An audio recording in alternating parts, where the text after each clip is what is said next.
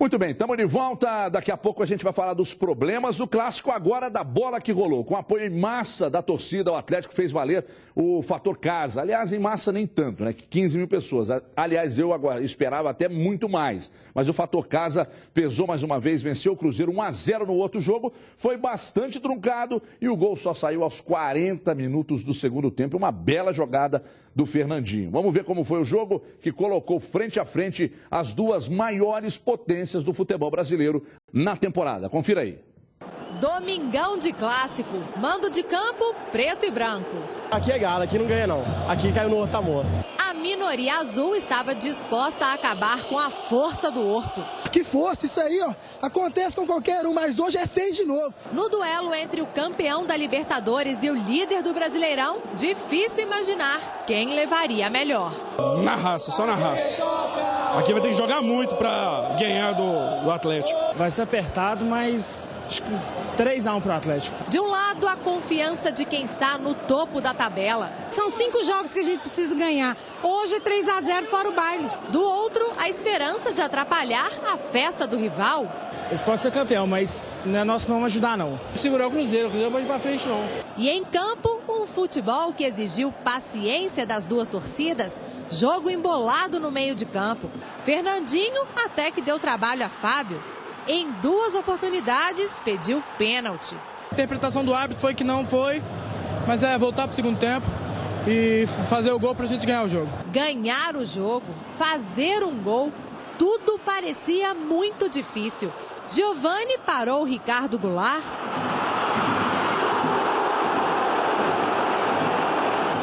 E Fábio parou Luan. Quando tudo caminhava para o empate sem gols, a maioria soltou o grito.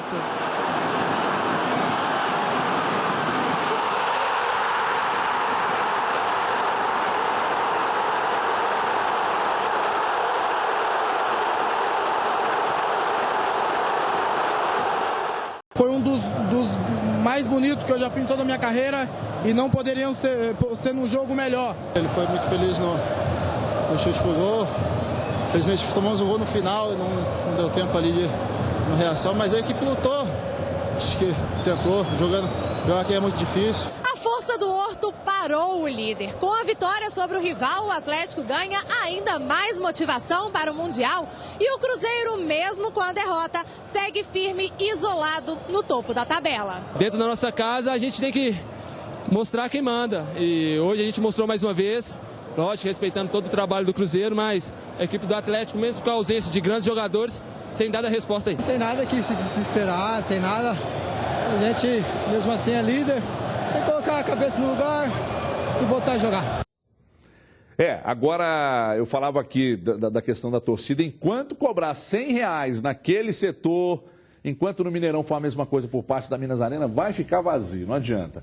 Eu sou a favor de 10 pagando 1 do que 1 pagando 10, já expliquei. Ah, mas tem o Galo na veia, mas no Cruzeiro tem um sócio do futebol. Ok, mas alguém tem que pensar alguma alternativa para lotar aquele espaço ali. Cobrando R$100, não lota, não adianta. Estádios no Brasil onde os ingressos são caros, o povão não vai, ninguém consegue, meu. O cara que ganha um salário mínimo vai pagar 100 pratas para ir num jogo? Não vai. Os outros setores todos venderam todos os ingressos. E ali ficou vazio mais uma vez. Júnior Brasil, Zil. Tudo bem, Brasil? Beleza, tranquilo. Que clássico, hein, Brasil? Agora, surpreendente, para mim, eu não sei se para você, o Atlético 90 minutos em cima do Cruzeiro, Brasil. O que aconteceu com o Galo e com o Cruzeiro? Boa tarde. Boa tarde, um grande abraço a todos. Você definiu bem na pergunta, porque a gente fala uma coisa, aí o cara entende outra. Então tem que analisar separadamente. Primeiro o Atlético foi melhor, não deixou o Cruzeiro jogar, pressionou barbaridade, foi um time que quis vencer. Teve raça, teve vontade, foi um time aguerrido, foi um time que deu algo a mais. E teve principalmente bola e boas alternativas. Vários jogadores se destacaram, Fernandinho, Tardelli, Luan, o próprio Léo Silva. Então o Atlético não deixou o Cruzeiro jogar e quis a vitória. Agora pelo lado do Cruzeiro, um time covarde, um time que queria apenas empatar. Tanto é que o time que mais finaliza nesse brasileiro, no primeiro tempo não conseguiu finalizar uma vez sequer. Então foi um time que quis. Vamos jogar igual o Grêmio e de repente a gente consegue resultados eficientes. Não dá. Cruzeiro tem que voltar a ser o Cruzeiro quanto antes. Eu não sei quem foi o professor Pardal que inventou, desde o jogo do São Paulo e desse jogo, de mudar a fórmula do Cruzeiro de jogar. O Cruzeiro vem jogando para frente, atacando o melhor futebol do Brasil, abriu mão dessa forma, abriu mão do direito de lutar pela vitória. O Cruzeiro se dava satisfeito por um empate, um time apático, jogadores sem vontade, sem inspiração, destaca um cara que teve brilho. O Fábio saiu invocado no intervalo, saiu invocado no fim do jogo. O Nilton, para mim, foi um horror. Agora, todo o time foi um Cruzeiro sem vontade. Um Cruzeiro acanhado, que deixou de ser o Cruzeiro. Em contrapartida, nada disso muda com relação ao título. A gente está analisando o jogo. A vantagem do Cruzeiro é enorme. O torcedor tem que apoiar e o Cruzeiro tem bola para recuperar. Mas essa é a análise do jogo. E se você de casa está prestando atenção nos melhores momentos, né, vai entender muito bem o que os nossos comentaristas estão explicando aqui. Né, porque, de fato, o Atlético ontem ficou 90 minutos jogando em cima do Cruzeiro. Então, a gente vê aí pelos melhores momentos, né, que só o Atlético chegou ao gol. O Cruzeiro chegou em 2 vezes. No final, o Fábio fez 2 milagres. E o Atlético chegou em, sei lá, talvez 18, 20 vezes ao gol do Cruzeiro. E 1-0 ficou barato, Dilmar Oliveira? Boa tarde. Boa tarde, ficou barato, e principalmente porque o centroavante do Atlético, né, que era o Alexandro, era o jogador que estava destoando de todo mundo. Se a opção tivesse sido, se o Jô pudesse jogar, talvez a história pudesse ter sido diferente já no primeiro tempo.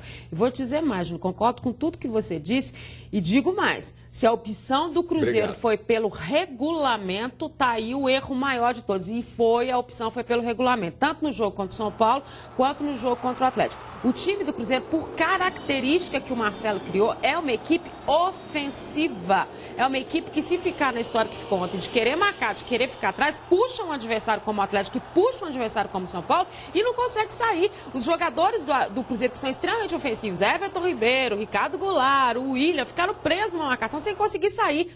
E vou salvar. E nem se fosse fizer. E vou salvar a questão dos volantes, porque é muito complicado para 2 volantes como o Cruzeiro tem, o Nilton e o Lucas Silva, que são jogadores que ajudam os 2 meias normalmente.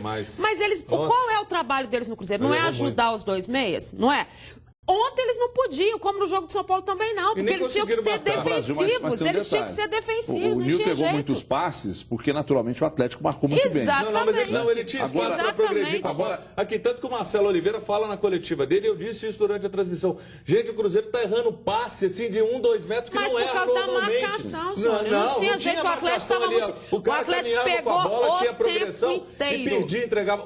Tanto que o Marcelo destacou, foi anormal o número de passes errados. O Cruzeiro errou em torno de 22% de passes, um número altíssimo, a média é 10%. O Cruzeiro errou ontem mais do que o normal em passes e locais que normalmente não erram, jogadores que não erram. O que me estranhou no jogo ontem, o Cadu Doné vai falar agora, é que desde o início do jogo o Cruzeiro muito tranquilo, né, fazendo cera e tal, parecia não muito interessado no resultado. Cadu Doné, a atuação do Cruzeiro ontem teve alguma coisa a ver com o empate do Grêmio no sábado?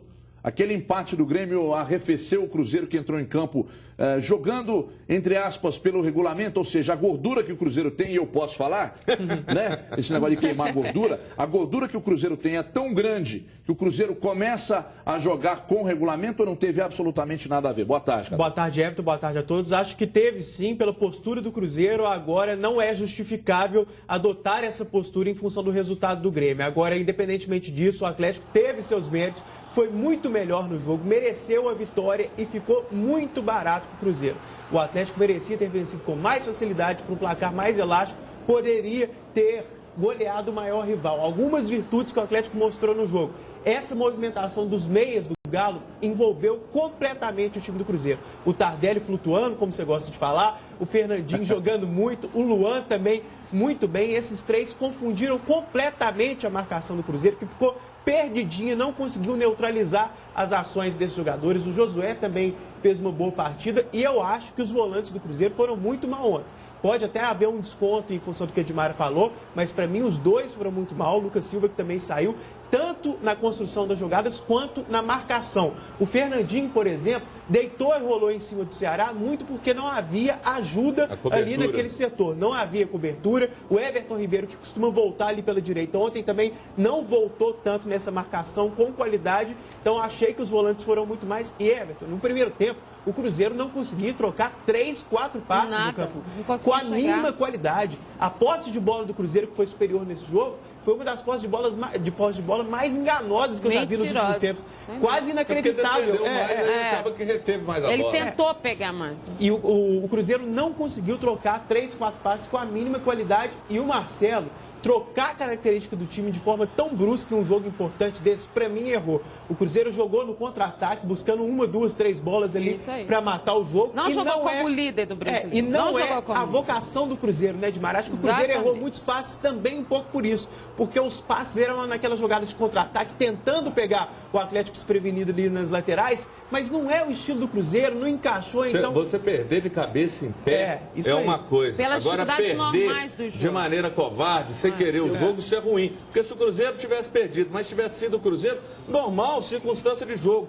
Mas jogou acanhado, sem tesão, sem vontade de vencer. E assim, parece que o empate ia dar o título, sei lá, de todo o cosmo pro Cruzeiro. Agora, eu tenho duas perguntas aqui para fazer para vocês. A primeira delas é a seguinte. O clássico é um ponto de mutação dentro do campeonato? É uma pergunta. A segunda pergunta... O Horto jogar no Independência contra o Atlético deixa as equipes que vão até o Horto realmente preocupadas em se defender, e o Atlético sabe tirar muito proveito disso? Ou seja, o Horto é um trunfo, é uma carta na manga do Atlético? Daqui a pouco vocês respondem, porque agora eu vou falar aqui da grande promoção desta semana do Parque Guanabara Responde, ou responda no Twitter, no @osdonosdabola_mg, quem você acha que foi o pior em campo no clássico entre Atlético e Cruzeiro?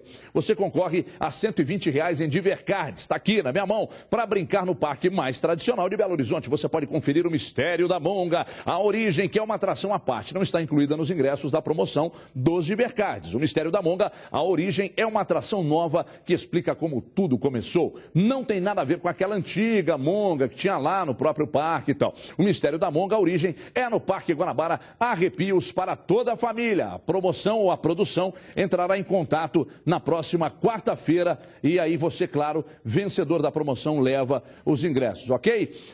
O clássico também, ele foi marcado por confusões dentro do Independência. Imagens mostram uma bomba da torcida ou na torcida do Atlético e as brigas entre torcedores do Cruzeiro que foram registradas em boletim de ocorrência. Primeiro vamos às imagens aí do Rojão. Olha aí, a gente está vendo, na verdade, esse Rojão aí, ele já, nesse momento, ele já havia explodido. Foi exatamente à frente da cabine da Band News FM. Exatamente de onde foi colhida essas imagens aí, que foram imagens da Web Rádio Galo. Aliás, a gente agradece, né, por terem cedido essas imagens aí ao Edu e também ao Beto. Não se sabe se é um rojão ou um morteiro, eu não sei. Mas o fato é que ele explodiu e, na sequência, essas imagens foram mostradas, né? E aí, naturalmente, a torcida toda se virou para onde estava posicionada a torcida do Cruzeiro, alegando que esse rojão, ele veio da torcida do Cruzeiro. Agora, o detalhe, boletim de ocorrência foi feito, a súmula, inclusive na súmula, existe um parágrafo que diz que o rojão foi atirado pela torcida do Cruzeiro.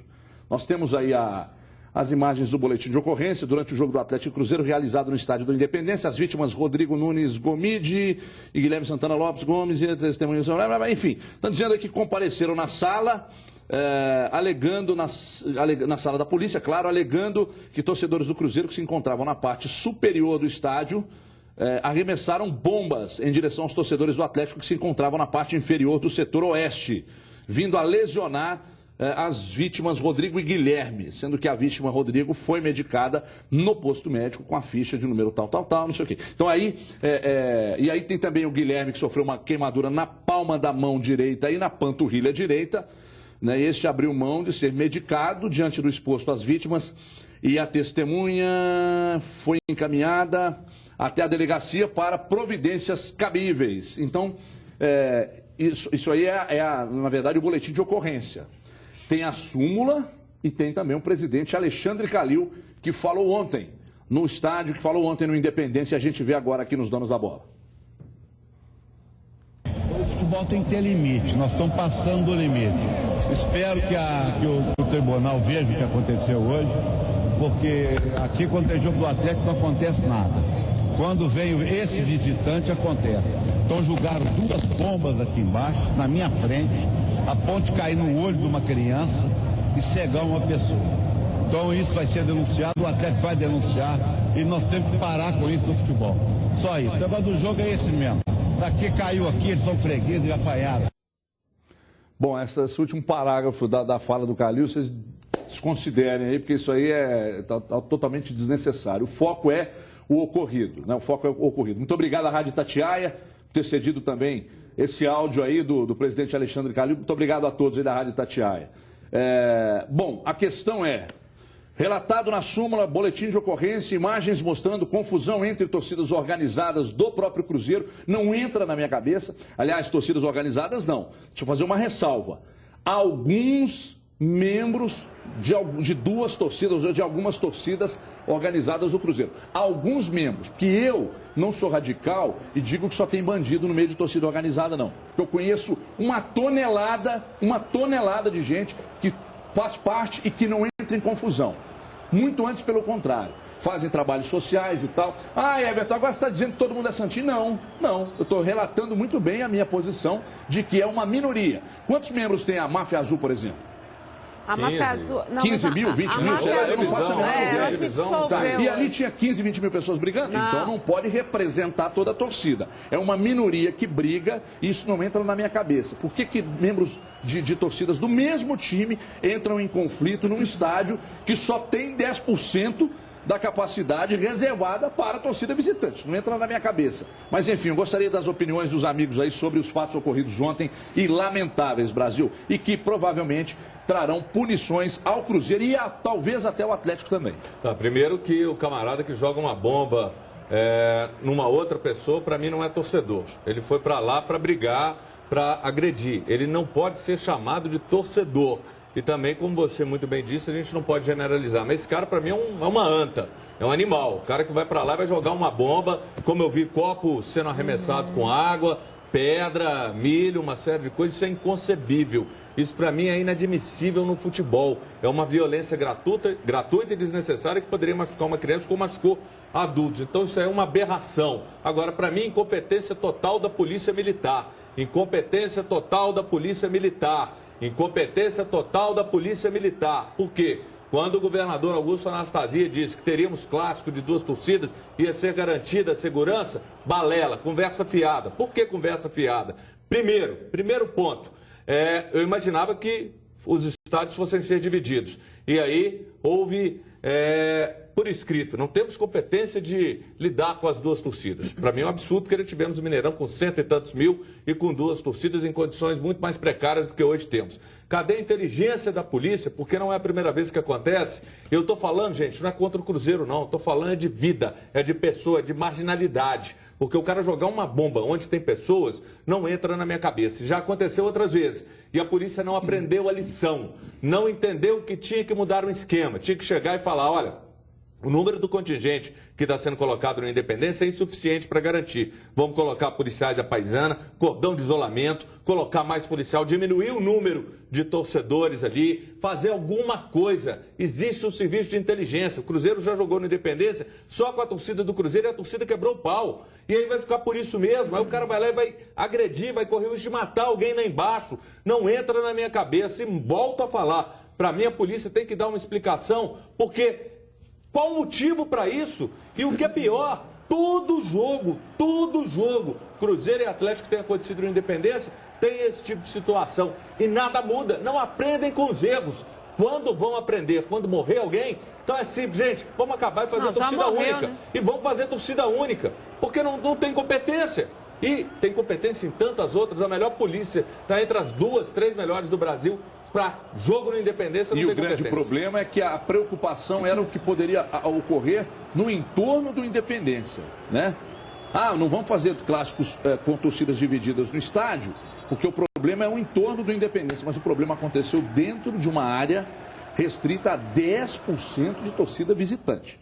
Ou seja, teoricamente é mais fácil você cuidar daquele espaço ali, teoricamente. E outra coisa, se a torcida visitante, isso não aconteceu só ontem com a torcida do Cruzeiro, não. Todas as torcidas visitantes que vão para o Independência, elas atiram as coisas lá embaixo. Copos de água mineral ontem foram vários atirados, porque a nossa cabine é exatamente colocada... Recentemente o jogo do Corinthians também. Exatamente colocada onde essa bomba caiu, e a gente viu vários copos. Isso aconteceu, torcida do Corinthians, do Fluminense, do São Paulo e tantas outras. Então, se o visitante fica lá, enche ali de segurança, polícia, exército, aeronáutica, marinha, põe ali, porra. Desculpa pelo palavrão. Daqui a pouco eles me mandam embora também. Sabe? Então não dá para entender. Não dá para entender. Sabe por que não dá segurança? Põe polícia ali, bicho. Muda o formato, sabe? Algo tem que ser feito. Olha, o Júnior falou aqui, cadê então o serviço de inteligência da polícia para pensar o que vai ser feito? 10% de espaço destinado à torcida visitante. Os problemas aconteceram e surgiram dali. E não é a primeira vez. Até quando isso vai acontecer? Agora, detalhe, 1.500, essas imagens que foram colhidas aí pela Web Rádio Galo e mostradas aqui no programa, elas não são imagens que comprovam absolutamente nada. Elas mostram. Mas o detalhe é que a súmula foi preenchida e a súmula pode arrebentar com o Cruzeiro exatamente no período em que o Cruzeiro precisa jogar em casa e diante de sua torcida. Gisele Ramos tem mais informações, a gente roda aqui com Cadu e com Dimara já. Gisele Ramos tem mais informações sobre os fatos ocorridos ontem lá no Gigante do Horto. Boa tarde, Gi.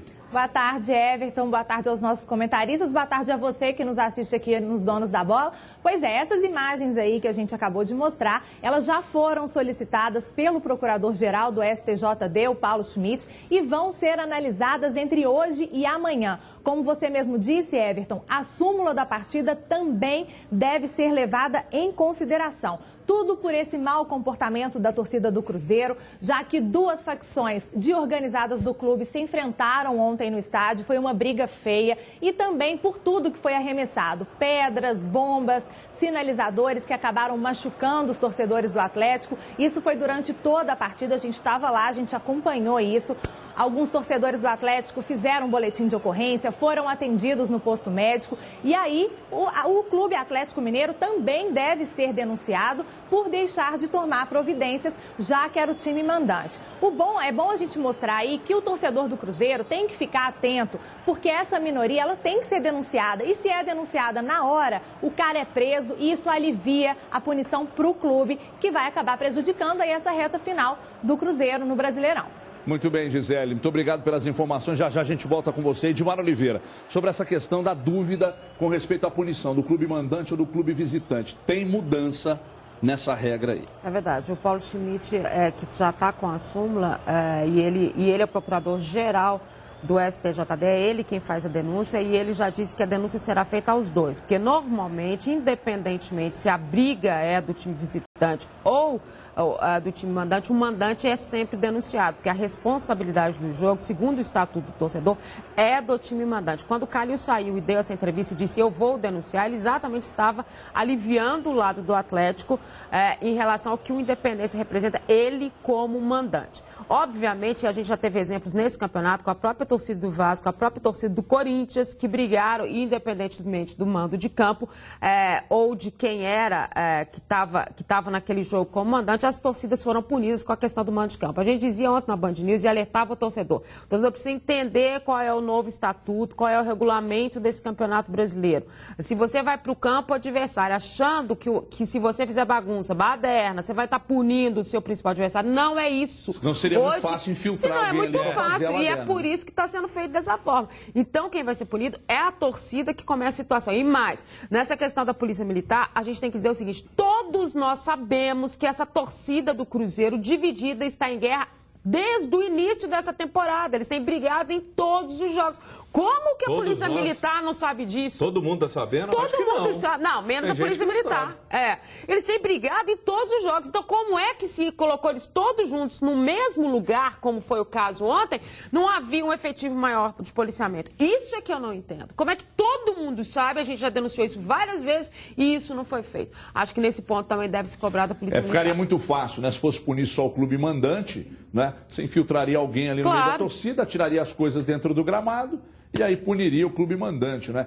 Rapidamente, Cadu Doné, eu gostaria de sua opinião daqui a pouco. Aliás, pode falar agora, Cadu. Eu acho que o foco dessa questão da violência no futebol sempre tem caído na questão da punição aos clubes, que pode acontecer também. Não estou indo contra isso de forma alguma. Muitas vezes os clubes têm que ser punidos, sim. Mas eu acho que a gente tem que trazer o foco para a individualização da pena. A gente tem que personalizar a pena, ver quem fez a bobagem, quem cometeu o crime.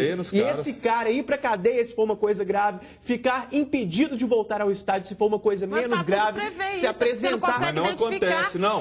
Mas os caras que foram recentemente por exemplo, cumprindo pena, ontem estava no jogo. A briga do São Paulo e Corinthians dava para ver claramente muitos dos envolvidos e ninguém foi preso. Isso que eu quero dizer. O clube pode ser punido também como medida acessória, mas esse povo que faz a bobagem tem que ser punido de forma drástica, porque senão não vai mudar nada. A gente já está vendo que essa história de punir só clube, de perder só mando, que repito, pode acontecer também, mas só isso não funciona. Tem que levar o cara que fez a bobagem para a cadeia. Eu digo que o caminho da punição ao clube é o caminho mais fácil. O caminho correto seria punir quem fez a Merlin. Vocês estão entendendo? Quem fez a bobagem, aí você usa a imagem, pega o cara e tira o cara de circulação. Agora, punir o clube é mais fácil, cara. É mais fácil. O clube está ali, o clube tem dinheiro para pagar multa, o clube vai jogar 100 quilômetros como se isso resolvesse alguma coisa. Porque o cara que fez a baderna, ele viaja 100 quilômetros para assistir o jogo. Então isso não muda absolutamente nada. Não, mas absolutamente nada. Então que usem as imagens para punir os caras que brigaram. Nos lugares... E isso seria mais difícil, né? Por isso é que eles não querem. E outra coisa, a justiça desportiva, ela pune o clube. A justiça comum deixa o bandido solto. Você que tem mais de 18 anos pode comprar o seu carro seminovo por apenas R$ 299 e seu carro zerinho a partir de R$ 383 mensais. É isso mesmo. Compre agora mesmo o seu Chevrolet com a Brasil ligando para 3003-4443. Agende uma visita, porque se você tem um carro usado, pode usá-lo como lance também. Olha só, o Brasil é pé quente. Fiquei sabendo que tem muito cliente, inclusive, sendo contemplado com lances baixos e pelos sorteios também. 3003-4443. E quem ligar agora e comprar um consórcio vai concorrer a prêmios de R$ 25 mil toda semana. Imagina você aí, carro novo, R$ 25 mil nas mãos para gastar como quiser. Você não vai perder, vai. Ligue agora, 3003-4443. Agende uma visita porque temos filial em Governador Valadares. Então não perca as condições especiais para você. Ligue agora, 3003-4443, porque seu Chevrolet zerinho por menos de R$ 13 por dia. É só na Brasil. Olha a promoção aí. Os 10 primeiros que comprarem um consórcio hoje irão receber da Cartuzão. Irão receber a camisa do seu time no coração. Olha aqui, tem do América, campeão mundial de 2015. Tem do Cruzeiro, campeão mundial de 2013. E tem do Atlético, aliás, campeão mundial de 2013. E do Cruzeiro, campeão brasileiro de 2013. E você está esperando o quê? Só para os 10 primeiros, hein? 3003-4443. Pessoal, tem muita gente aí que nem imaginava que um dia iria conquistar o seu carro próprio. E graças ao Brasil conseguiram. Conquiste o seu carro zero agora a partir de R$ 383 mensais. Mas ligue e agende uma visita. Você vai ligar e a gente vai até você. 3003-4443 é Chevrolet. É um Brasil, Zil, rápido intervalo e na volta você verá o que disse o técnico Marcelo Oliveira após a derrota, a segunda seguida do Cruzeiro no Brasileiro. Confira aí. Está todo mundo chateado, né? É clássico, era uma oportunidade de abrir mais pontos do segundo colocado.